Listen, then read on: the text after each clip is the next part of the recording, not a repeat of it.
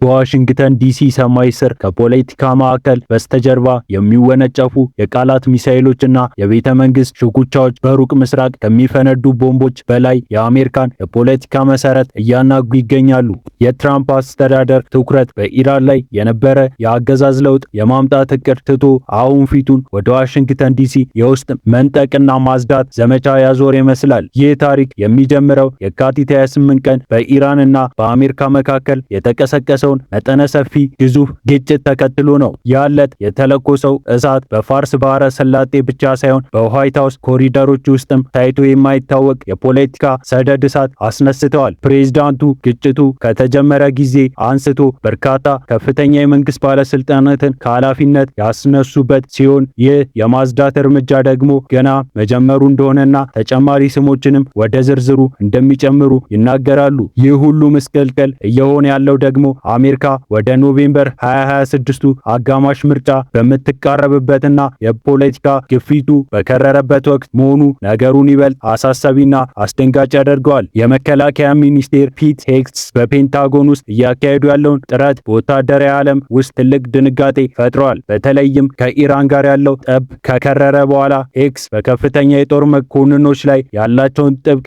ቁጥጥርና እርምጃ አጠናክረው ቀጥለዋል። እንደ ሄግ እምነት ከሆነ በጦርነቱ ወቅት ከአስተዳደር ቀጥተኛ ትዕዛዝ ጋር የማይመጣጠኑና በራሳቸው መንገድ መሄድ የሚፈልጉ አዛዦችን ለብሔራዊ ደህንነት ስጋት ናቸው። በዚህም ምክንያት የሀገሪቱን የምድር ጦር ጠቅላይ አዛዥ ጄኔራል ራንዲ ጨምሮ ሌሎች አንጋፋ መኮንኖችን በድንገት ከስልጣናቸው እንዲነሱ ተደርገዋል። ይህ እርምጃ በፔንታጎን ግድግዳዎች ውስጥ የሹክሹክታና የፍርሃት ድባብ የፈጠረ ሲሆን ብዙዎች ይህንን የታማኝነት ፈተና በማለት ይገልጹታል። ሄግ የሚፈልጉት በጦርነቱ መመሪያዎች ላይ ጥያቄ የማያነሱ ይልቁንም የዋይት ሃውስን ፍላጎት ያለምንም ቅድመ ሁኔታ የሚተገብሩ አዛዦችን በቁልፍ ቦታዎች ላይ ማስቀመጥ ነው። ሆኖም ግን የዚህ ሁሉ ውጥረት ማዕከል የሆነው አንድ ትልቅ ሚስጥር በቅርቡ ይፋ ሆኗል። የቀድሞ የአሜሪካ የጸረ ሽብርተኝነትና ዋና አዛዥ ጆን ኬንት ስልጣናቸውን በገዛ ፈቃዳቸው የለቀቁበት በከፍተኛ ተቃውሞ ነበር። ኬንት ለዓለም ይፋ ያደረጉት መረጃ የአስተዳደሩ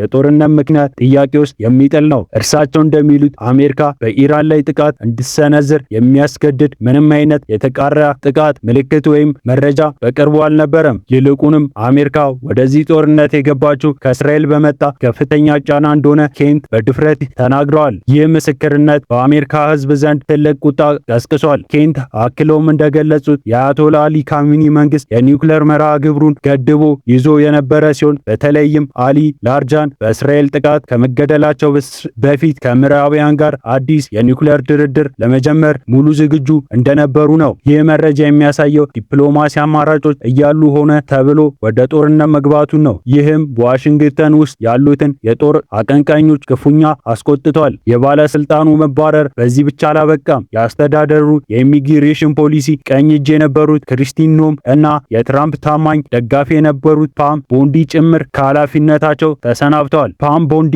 በቆይታቸው ወቅት በርካታ መሰናክሎችን የገጠሟቸው ሲሆን ታማኝነታቸው ቢሆን ከውድቀት ሊያድናቸው አልቻለም። ይህ ሁኔታ የሚያሳየው የትራምፕ አስተዳደር አሁን ያለበት ከፍተኛ የፖለቲካ ጫና የተነሳ ማንኛውም አይነት ድክመት ወይም የአስተያየት ልዩነት መታገስ የማይችልበት ደረጃ ላይ መድረሱን ነው። በፔንታጎንም ቢሆን ሄግሴት የጦርነት አዛዣቸውን በማፈራረቅ የራሳቸውን የጦርነት ካቢኔ እየገነቡ ይገኛሉ። ነገር ግን ይህ አካሄድ በወታደራዊ ተቋም ውስጥ ያለውን የቆየ ልምድና ቀጣይነት እየበጣጠሰ እንደሆነ ብዙ የደህንነት ተንታኞች ስጋታቸውን ይገልጻሉ። አሁን ደግሞ አይን ሁሉ ያረፈው በሌሎች ከፍተኛ ባለስልጣናት ላይ ነው። የኤፍቢአይ አዛዥ ዳይሬክተር ካሽ ፓቴስ፣ የሰራተኞች ሚኒስቴር ሎሪ፣ የንግድ ሚኒስቴር ሃሮልድ፣ የምድር ጦር ጸሐፊ ዳንኤል ድሪስኮል እና የብሔራዊ ደህንነት ዳይሬክተሯ ቱልሲ የስንብት ደብዳቤ ውስጥ የሚጠባበቁ ይመስላሉ። በተለይም ቱልሲ የሰጡት ምስክርነት የአስተዳደሩን የጦርነት መነሻ ምክንያት መሰረት ያናጋ በመሆኑ በዋይት ሃውስ ውስጥ እንደ ከዳተኛ ተቆጥረው ከፍተኛ ትችት እየቀረበባቸው ነው። ጋባርድ እውነቱን ለመናገር የሞከሩበት መንገድ በአስተዳደሩ ውስጥ ያላቸውን ቦታ አደጋ ላይ ጥሏል። በሌላ በኩል የኤፍቢአይ ዳይሬክተር ካሽ ጉዳይ ይበልጡ ስብስብ እየሆነ መጥቷል። የፓቲያላ የግል የኢሜል አካውንት በኢራን በሚደገፉ የሃከር ቡድኖች መጠለፉ መነጋገሪያ ሆኗል። ይህ ብቻ ሳይሆን ፓቲል የኤፍቢአይ አውሮፕላኖች ለግል ጉዞ ተጠቅመዋል በሚል የሚቀርብባቸው ክስ ለስንብታቸው ተጨማሪ ምክንያት እንደሚሆን እየተገመተ ነው። በዚህ ሁሉ ምስቅልቅል መሃል ፕሬዝዳንት ትራምፕ ግን ነገሩም በቀልድ የሚያልፉት ይመስላሉ። ከኢራን ጋር ያለውን ጦርነት ለማቆም የሚደረገውን ስምምነት በመዘግየቱ ምክትል ፕሬዝዳንት ጄዲ ተጠያቂ እንደሚያደርጉና ጥፋቱን በእርሳቸው ላይ እንደሚለጥፉት በቀልድ መልክ መናገራቸው ተሰምቷል። ሆኖም ከቀልዱ ጀርባ ያለው እውነታ ግን መራራ ነው። ምንም እንኳን አሜሪካ የኢራንን የሚሳኤል ማምረቻ አቅም በእጅጉ ማዳከም ብትችልም የኢራን ተላላኪ ኃይሎች ግን አሁንም በባህር ላይ ያለውን የንግድ እንቅስቃሴ ማወካቸውን ቀጥለዋል። የሆርሙዝ የባህር በር አሁንም በውጥረት ውስጥ ባለበትና የነዳጅ ዋጋ በዓለም ገበያ ላይ በናረበት በዚህ ወቅት አሜሪካ ውስጥ ያለው ህዝባዊ ቁጣ መንቀፍ ጀምረዋል። በመላው አሜሪካ ንጉሥ አንፈልግም በሚል መሪ ቃል የተቀጣጠለው ተቃውሞ የሀገሪቱን ከተሞች እያቀጣጠለ ነው። ተቃዋሚዎቹ በኢራን ጦርነት ላይ ያላቸውን ተቃውሞ ብቻ ሳይሆን በአስተዳደሩ እየተወሰደ ያለውን ጥብቅ የኢሚግሬሽን እርምጃና ፕሬዝዳንቱ እያሳዩት ያለው አምባገነናዊ ዝንባሌ እያወገዙ ይገኛሉ። ሰልፈኞች አሜሪካ ወደ ንጉሥ አገዛዝ እየተመለሰች ነው የሚል ስጋት አላቸው። ምንም እንኳን ዋይት ሃውስ እነዚህን ተቃውሞች የፖለቲካ ድራማ በማለት ቢያጥላላቸውም የተቃውሞ ስፋትና በሁሉም የሀገሪቱ ግዛቶች መሰራጨቱ ግን ለአስተዳደሩ ትልቅ የራስ ምታት ሆኗል። ህዝቡ በጦርነትና በውስጥ ጭቆና መካከል ራሱን ሲያገኝ ድምፅ ወደ አደባባይ ወጥቷል። የዋሽንግተን ዲሲ የፖለቲካ ኮሪደሮች አሁን በጥርጣሬና በክህደት ድባብ ተሞልተዋል። ማንም በማንም ላይ እንደሚተማመን የማይታወቅ ታማኝነት በቅጽበት ወደ ጠላትነት የሚቀየርበት ወቅት ላይ ደርሰናል።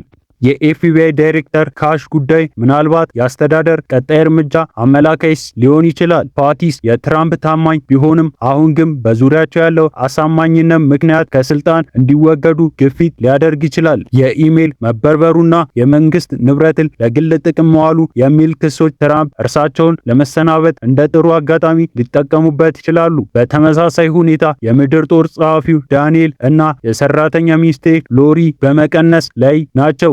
ይህ ሁሉ የታሪክ ምዕራፍ የሚያሳየው አንድ ትልቅ እውነታ ቢኖር በስልጣን ጥም የተጠለፈው አስተዳደር ለህልውናው ሲል የገዛ ወዳጆቹን እንኳን ሳይቀር መስዋዕትነት ለማድረግ እንደማይመለስ ነው። የኢራን ጦር ለዚህ ሁሉ ምስቅልቅል እንደ ሰበብ ቢቀርብም ዋናው ምክንያት ግን ዋሽንግተን ውስጥ ስር የሰደደ የፖለቲካ ሽኩቻና የ2026ቱ ምርጫ ስጋን ነው። አሜሪካ በውጭ ጠላትነት በውስጥ ተቃውሞች መካከል ተቀርቅራ በምትገኝበት በዚህ ወቅት የወደፊት ዕጣ ፈንታዋን በእነዚህ ጥቂት ወራት በሚወሰኑ እርምጃዎች ላይ የተመሰረተ ነው። የቱልሲ ጋርድ የምስክር ቃል፣ የጆን ኬት መልቀቂያ፣ የንጉሥ አንፈልግም ተቃውሞና የባለስልጣናቱ መባረር ሁሉንም ተያይዞ አንድ ትልቅ ምስል ይፈጥራል። ያ ምስል ደግሞ በግርግርና በውጥረት የተሞላችውን አሜሪካ ነው።